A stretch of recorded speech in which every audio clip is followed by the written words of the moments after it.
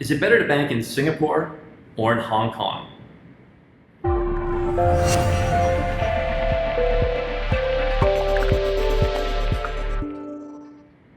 Hi, I'm Nomad Capitalist founder Andrew Henderson, and today I'm going to answer a common question that I get from folks who want to start banking offshore in Asia's financial centers, but they're not sure which is better for them.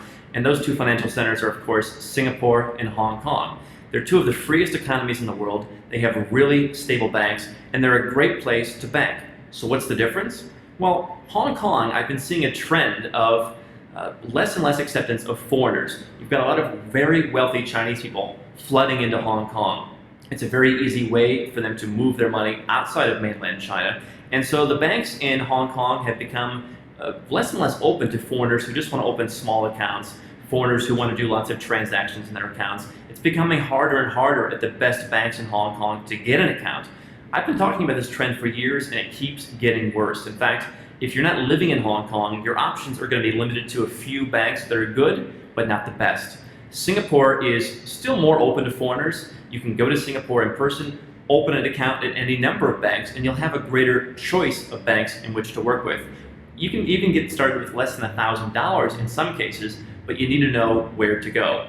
Singapore, in my opinion, has better customer service, they've got better online banking, and they're more in the 21st century when it comes to online technology as opposed to Hong Kong. I love both Singapore and Hong Kong, and each situation will have a little bit different answer, but in general, Singapore is still more open to foreigners and still a better place to go in my opinion. Now, if you want to find the best offshore banks in Singapore and everywhere else, whether it's for yourself or your company, I put together a little introductory guide on offshore banking and how you can get started. Just click above me and get your hands on this free guide, and you'll get some useful tips for banking in Singapore or anywhere else.